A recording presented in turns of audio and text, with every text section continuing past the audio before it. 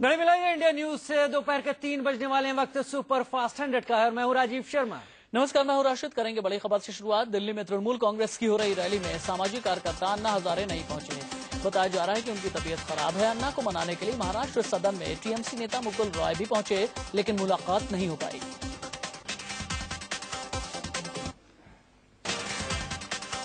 हालांकि खबर यह भी कि रामलीला मैदान में भीड़ नहीं जुटने के चलते अन्ना हजारे ने रैली में जाने का फैसला किया।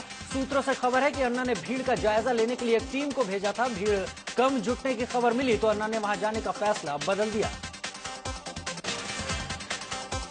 दरअसल टीएमसी ने दिल्ली में आज से चुनावी अभियान की शुरुआत कर दी है। टीएमसी के मंच पर अन्ना हजारे ने आने की भी बात कही थी, लेकिन ऐन वक्त पर अन्ना नहीं आए। इसके बाद ममता बनर्जी ने रैली को संबोधित किया। आम आदमी पार्टी के संयोजक अरविंद केजरीवाल आज 3 दिन के महाराष्ट्र दौरे पर मुंबई पहुंचे। चर्चगेट रेलवे स्टेशन पर केजरीवाल के पहुंचते ही आम आदमी पार्टी के कार्यकर्ताओं की भारी भीड़ के बीच भगदड़ मच गई। भगदड़ के दौरान रेलवे स्टेशन का मेटल डिटेक्टर टूट गया। मेटल डिटेक्टर टूटने से कई लोग जख्मी हो गए। कई आप समर्थक केजरीवाल के साथ थे तो कई स्टेशन पर उनसे मिलने पहुंचे थे। स्टेशन पर आप समर्थक लोगों की परवाह किए बगैर केजरीवाल से मिलने के लिए दौड़ पड़े। इससे भगदड़ की स्थिति बन गई।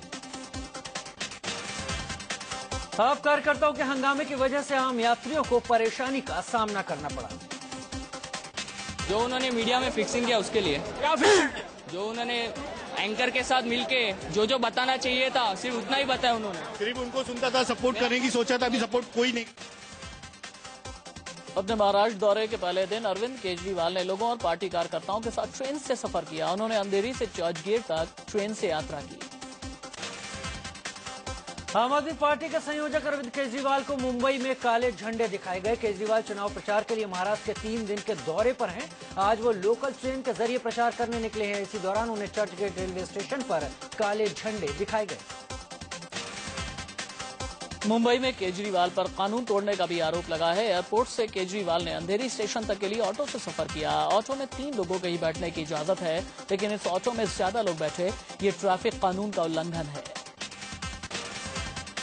दूसरों को नियम कायदे का पाठ पढ़ाने वाली आम आदमी पार्टी ने मुंबई में नियमों की धज्जियां उड़ाई। सड़क पर उतरे केजरीवाल के कार्यकर्ताओं ने ट्रैफिक कानूनों को ताक पर रख दिया। ऑटो पर जहां क्षमता से ज्यादा सवारियां बैठी, वहीं ट्रैफिक सिग्नल भी तोड़े गए, जबकि बिना हेलमेट लगाए बाइक भी चलाई गई।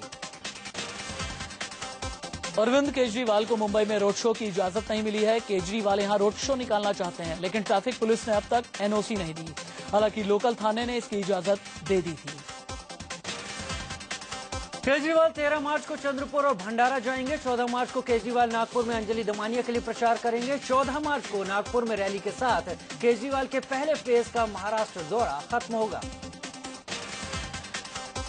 13 मार्च को अरविंद केजरीवाल नागपुर में फंड रेजिंग डिनर का आयोजन कर रहे हैं। एक लग्जरी होटल में होने वाले इस डिनर में शामिल होने के लिए लोगों को 10,000 रुपए चुकाने होंगे। डिनर का मकसद आम आदमी पार्टी के लिए पैसे जुटाना है। ईमानदारी की दुहाई देने वाले अरविंद केजरीवाल की बेईमानी सामने आई। गुजरात दौरे के दौरान केजरीवाल ने टोल नाकों पर टैक्स नहीं भरा। सूरजबाड़ी टोल नाके की सीसीटीवी तस्वीरों में कैद है कि कैसे केजरीवाल का काफिला टोल टैक्स दिए बगैर ही निकल गया।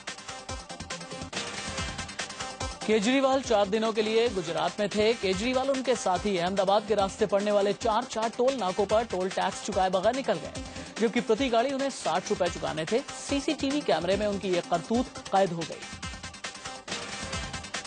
उधर आम आदमी पार्टी में बगावत के सुर थमते नहीं दिख रहे। टिकट बंटवारे को लेकर पार्टी में सवाल उठ ही रहे थे, लेकिन अब अरविंद केजरीवाल के अहम साथी कुमार विश्वास और शाजिया इल्मी ने इस बाबत सवाल उठाए हैं और अपनी नाराजगी जाहिर की है।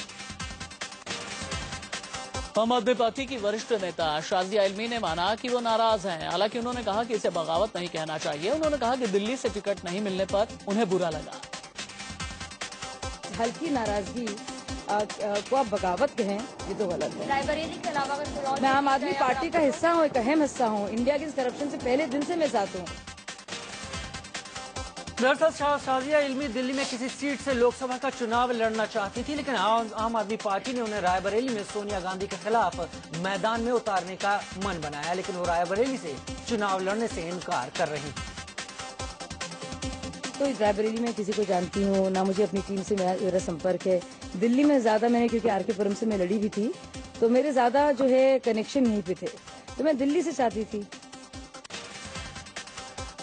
आम आदमी पार्टी के वरिष्ठ नेता कुमार विश्वास ने टिकट बंटवारे पर सवाल उठाते हुए माना कि कुछ गलत लोगों को भी टिकट मिला है। अगर कोई टिकट बट रहा है या गलत बट रहा है तो हमारी पार्टी ने पहले भी टिकट काटा है और मैं आपको आश्वस्त करता हूं कि जो गलत टिकट बटे होंगे, जिनमें एक दो पर मेरी भी आपत्ति है कि इन पर पुनर्विचार करिए, अगर उनमें कोई गलती निकली जो प्रथम दृष्टा मुझे दिखाई दी है तो उसका टिकट हम ही काट देंगे, कि इससे कहने की जरूरत नहीं पड़ेगी। इससे पहले अमेठी में राहुल गांधी के खिलाफ चुनाव मैदान में उतरे कुमार विश्वास ने ट्विटर के जरिए नाराजगी जाहिर की। विश्वास ने ट्वीट में कहा था कि चढ़ती नदी में नाले गिरेंगे तो आस्थावान स्नान से भी डरेगा, आचमन तो भूल ही जाओ।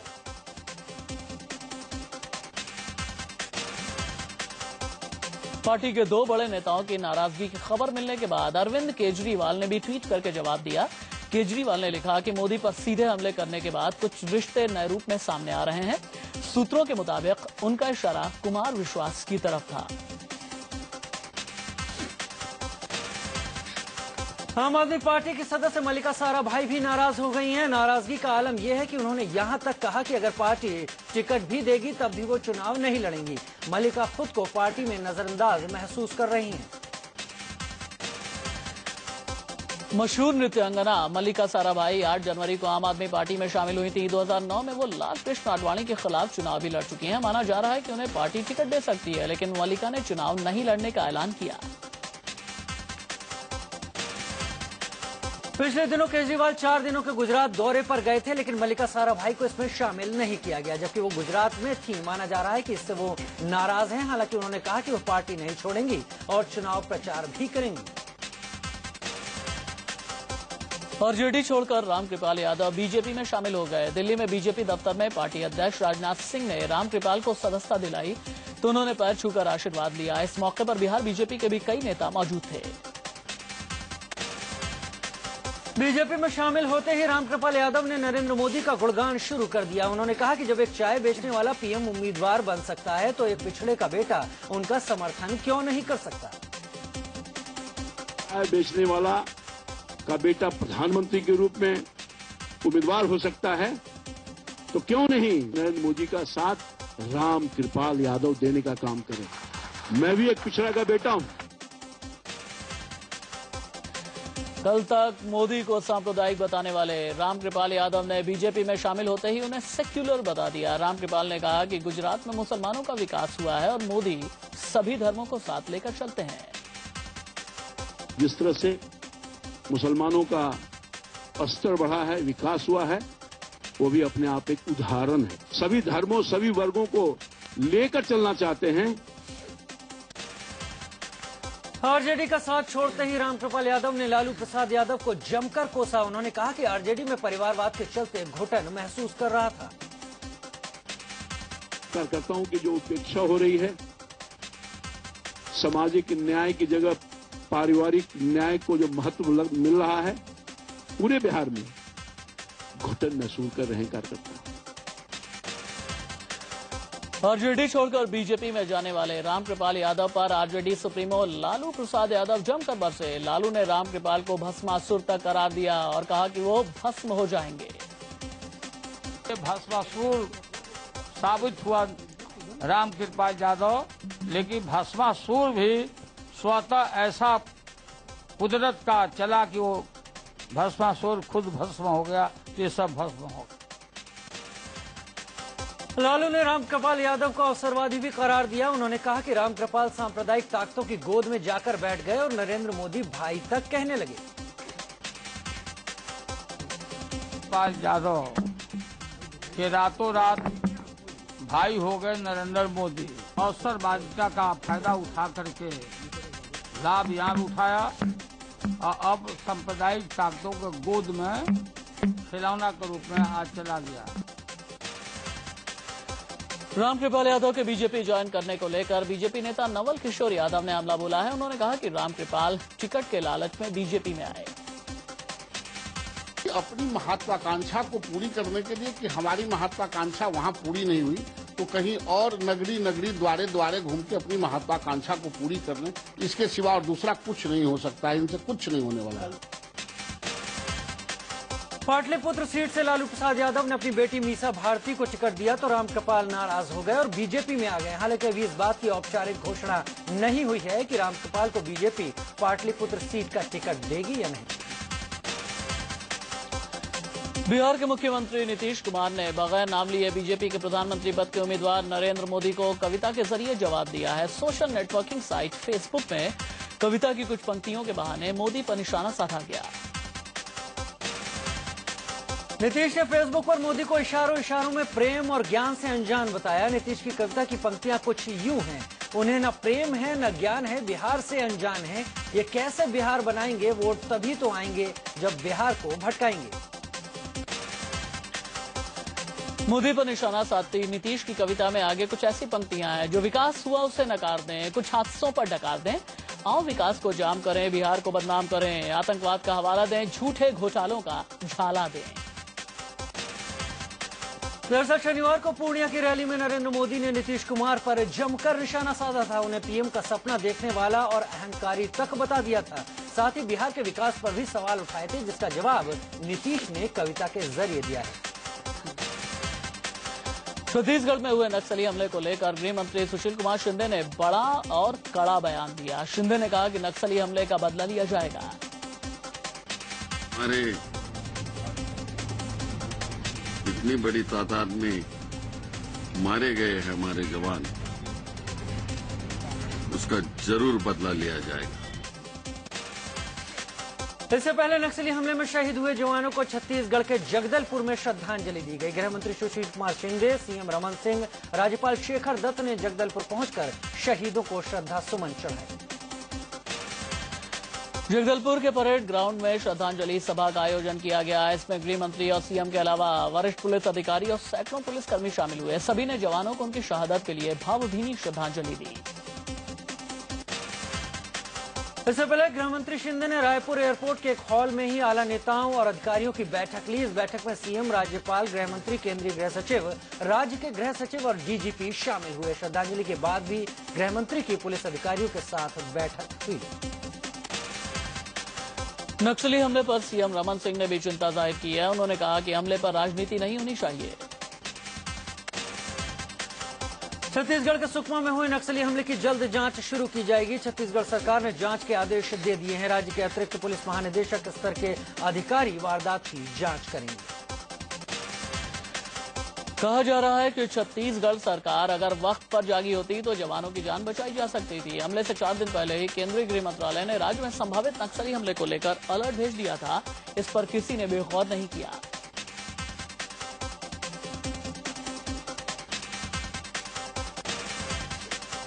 मंगलवार को सुकमा जिले के तोंगपाल और जीरम घाटी के बीच इलाके में नक्सलियों ने सुरक्षा बलों पर घात लगाकर हमला किया। सीआरपीएफ और राज्य पुलिस के जवानों पर हुए इस हमले में 15 सीआरपीएफ जवान शहीद हो गए, जबकि एक स्थानीय नागरिक भी मारा गया। छत्तीसगढ़ के सुकमा में फिर से नक्सलियों के फायरिंग की खबर है। यहाँ चिंता गुफा इलाके में नक्सलियों के जवानों के कैंप में फायरिंग की। बताया जा रहा है कि यहाँ करीब 1 घंटे नक्सलियों के साथ मुठभेड़ हुई। इस हमले में किसी के भी हताहत होने की खबर नहीं है। छत्तीसगढ़ के सुकमा में हुए नक्सली हमले के बाद झारखंड के सीमावर्ती इलाकों में चौकसी बढ़ा दी गई है। गढ़वा पुलिस अधीक्षक ने शहीद जवानों को श्रद्धांजलि अर्पित करते हुए कहा कि नक्सली चाह कर भी घुसपैठ नहीं कर सकते। कांग्रेस की तरफ से आज लोकसभा उम्मीदवारों की दूसरी लिस्ट जारी की जाएगी। केंद्रीय चुनाव समिति की आज 10 जनपद पर बैठक के बाद पार्टी ये लिस्ट जारी करेगी। आज की लिस्ट में उत्तर प्रदेश, पंजाब और झारखंड समेत कई राज्यों के उम्मीदवारों के नाम का ऐलान किया जाएगा। उधर यूपी में टिकटों के बंटवारे को लेकर बीजेपी में मचा तूफान थमता दिख रहा है। सूत्रों के मुताबिक पार्टी ने दिग्गज नेताओं के टिकट लगभग फाइनल कर लिए हैं। कल इसका औपचारिक ऐलान भी हो जाएगा। सूत्रों के मुताबिक बीजेपी के पीएम कैंडिडेट नरेंद्र मोदी वाराणसी संसदीय सीट से चुनाव लड़ेंगे, जबकि पहले वाराणसी सीट न छोड़ने की जिद पकड़े मुरली मनोहर जोशी कानपुर से चुनाव लड़ेंगे। वरुण गांधी सुल्तानपुर सीट से चुनाव मैदान में होंगे। लखनऊ सीट को लेकर भी झगड़ा खत्म होता दिख रहा है। सूत्रों के मुताबिक राजनाथ सिंह इस सीट से चुनाव लड़ेंगे। लालजी टंडन राजनाथ के लिए सीट छोड़ने को तैयार नहीं थे। कलराज मिश्रा श्रावस्ती से, जबकि योगी आदित्यनाथ गोरखपुर से चुनाव लड़ेंगे। सिंह इस सीट से चुनाव लड़ेंगे। लालजी टंडन राजनाथ के लिए सीट छोड़ने को तैयार नहीं थे। कलराज मिश्रा श्रावस्ती से, जबकि योगी आदित्यनाथ गोरखपुर से चुनाव लड़ेंगे। बीएसपी के कद्दावर नेता रहे नंद गोपाल गुप्ता और नंदी के बीजेपी में शामिल होने की खबर से नाराज बीजेपी कार्यकर्ताओं ने जोरदार प्रदर्शन किया। पार्टी के इलाहाबाद स्थित दफ्तर के सामने कार्यकर्ताओं ने नारेबाजी की और कहा कि अगर नंदी बीजेपी में शामिल हुए तो ठीक नहीं होगा। बीजेपी नेता वरुण गांधी आज से सुल्तानपुर लोकसभा क्षेत्र में चुनाव प्रचार अभियान की शुरुआत करने जा रहे हैं। अपने 5 दिन के दौरे में वरुण गांधी सुल्तानपुर में कई जगह जनसभाएं करेंगे। समाजवादी पार्टी के नेता आजम खान ने लोकसभा सांसद जया प्रदा पर चुटकी ली है। आजम ने कहा कि जया प्रदा आरएलडी में अनुराधा चौधरी की कमी पूरी करने आई है। दरअसल अनुराधा 2010 में आरएलडी से सपा में शामिल हो गई थी। अभिनेता और जौनपुर से कांग्रेस के उम्मीदवार रवि किशन मंगलवार को वृंदावन के बांके बिहारी मंदिर पहुंचे। यहां उन्होंने बांके बिहारी के दर्शन किए और जीत के लिए मन्नत मांगी। आचार संहिता लागू होने के बाद भारी मात्रा में नकदी मिलने का सिलसिला शुरू हो गया है। आगरा में पुलिस ने 15 लाख कैश के साथ एक संदिग्ध को गिरफ्तार किया है। आचार संहिता लगने के बाद 50,000 से ज्यादा कैश लेकर नहीं चला जा सकता। सुप्रीम कोर्ट में सहारा प्रमुख सुब्रत राय की रिहाई याचिका पर सुनवाई चल गई है। मामले पर गुरुवार दोपहर 2 बजे सुनवाई होगी। दरअसल निवेशकों के 20,000 करोड़ लौटाने के मामले में सुप्रीम कोर्ट ने अगले आदेश तक सुब्रत रॉय को न्यायिक हिरासत में भेजा है और सुब्रत रॉय फिलहाल दिल्ली की तिहाड़ जेल में कैद हैं। खालिस्तानी आतंकी देवेंद्र पाल सिंह भुल्लर की फांसी की सजा को लेकर राष्ट्रपति और गृह मंत्रालय की अलग अलग राय सामने आई है। अखबार के मुताबिक दिल्ली के उपराज्यपाल ने भुल्लर को फांसी नहीं देने की जो सिफारिश की है उसे राष्ट्रपति सहमत हैं और भुल्लर की मानसिक हालत को देखते हुए फांसी नहीं देने के पक्ष में है। लेकिन गृह मंत्रालय दया याचिका खारिज करने पर ही अड़ा हुआ है। दिल्ली में हाईकोर्ट ने 24 मार्च तक नर्सरी एडमिशन पर रोक लगा दी है। Hyundai ने अपनी नई कार कॉम्पैक्ट सेडान लॉन्च की। इसके पेट्रोल वर्जन कार की कीमत 4,66,000 रुपए है। पश्चिम बंगाल के हावड़ा में एक पेंट फैक्ट्री में भीषण आग लग गई। देखते देखते आग ने पूरी फैक्ट्री को अपनी चपेट में ले लिया। हावड़ा में लगी इस भीषण आग से लाखों के नुकसान की बात की जा रही है। आग पर काबू पाने में फायर ब्रिगेड की कई गाड़ियों को कड़ी मशक्कत करनी पड़ी। आग लगने की वजह साफ नहीं हो पाई। दिल्ली के अक्षरधाम इलाके में उस समय हड़कंप मच गया जब बीच सड़क पर एक कार में अचानक आग लग गई।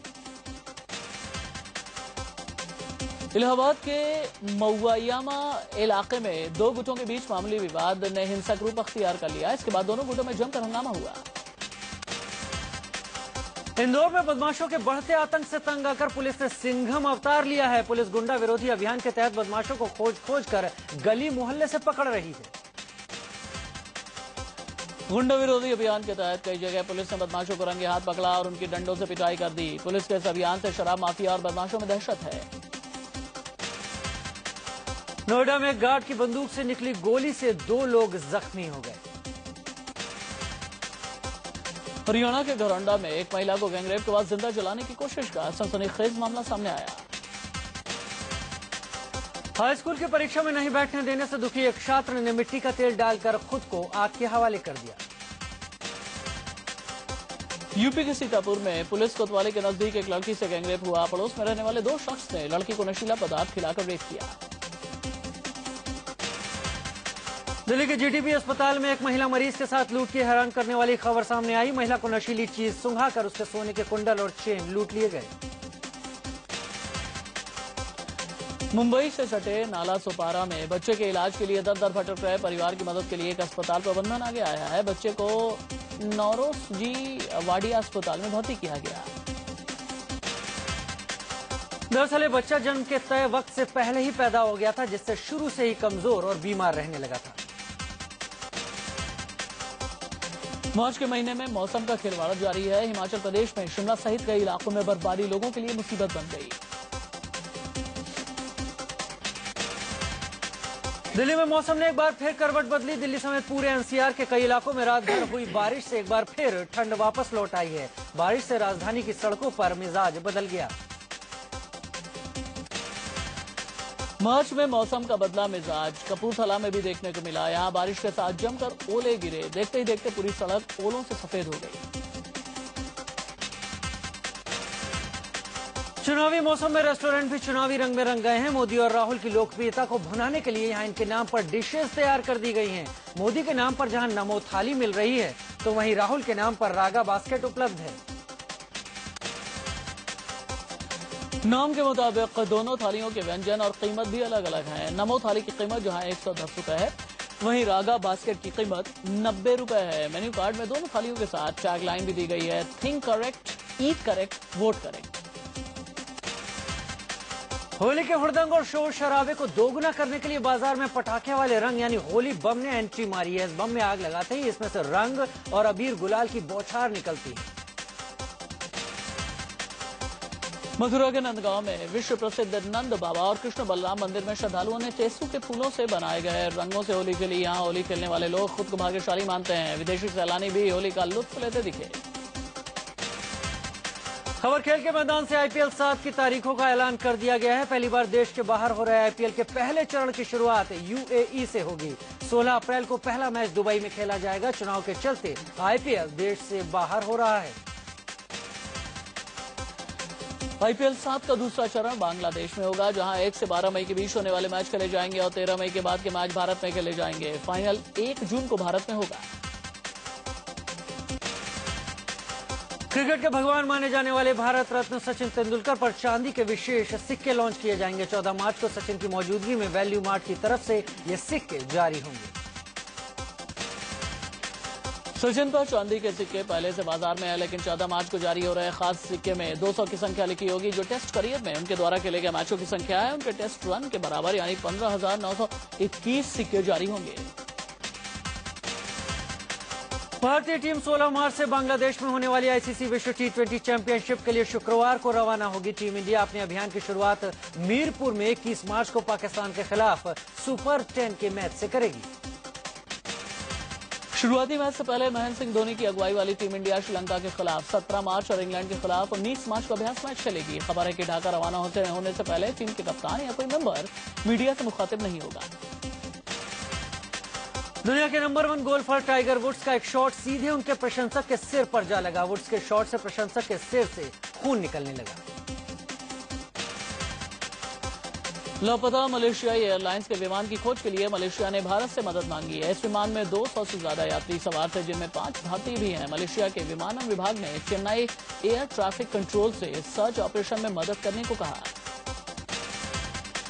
वहीं मलेशियाई सेना ने लापता विमान MH370 को खोजने का दावा किया है। सेना के हवाले से खबर है कि मलेशिया एयरलाइंस का विमान मलाका की खाड़ी में मिला है। ये जगह विमान के लापता होने वाली जगह से कुछ ही दूरी पर है। ये मलेशिया के पूर्वी तट पर स्थित है।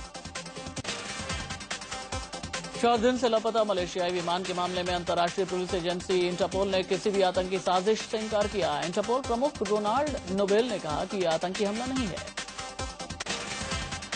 यूक्रेन के हिस्से क्रीमिया को अपने देश में मिलाने के लिए रूस छटपटा रहा है। क्रीमिया में जनमत संग्रह के बाद रूस भी अपनी संसद में क्रीमिया को शामिल करने वाले कानून पर विचार करेगा। अमेरिका रूस को ऐसा करने से रोकने में जुटा है।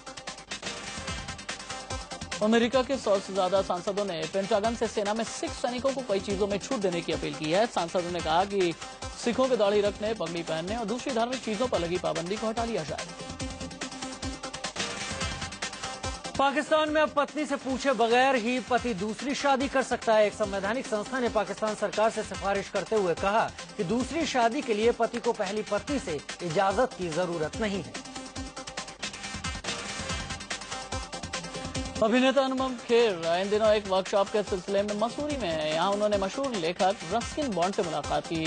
अनुपम ने बॉन्ड को अपनी क़िदा महारानी को रिलॉन्च करने का न्योता भी दिया। अनुपम ने इस मुलाकात की तस्वीरें ट्विटर पर पोस्ट की। फिल्म कल हो ना हो के बाद एक बार फिर शाहरुख खान और सैफ अली खान की जोड़ी बड़े पर्दे पर दिख सकती है। खबर है कि राहुल ढोलकिया की फिल्म रईस में ये दोनों कलाकार दिखेंगे। एक्टर आमिर खान और उनके टीवी शो सत्यमेव जयते के खिलाफ दुष्प्रचार करने वाले अज्ञात लोगों पर FIR दर्ज की गई है। अभिनेता आमिर खान कंगना रनौत की फिल्म क्वीन के कायल हो गए हैं। फिल्म ओ तेरी के नए गाने का टीजर जारी किया गया। ये एक आइटम सॉन्ग है। और शिल्पा शेट्टी की बतौर निर्माता आने वाली फिल्म ढिशकियाओं का नया गाना रिलीज हुआ है।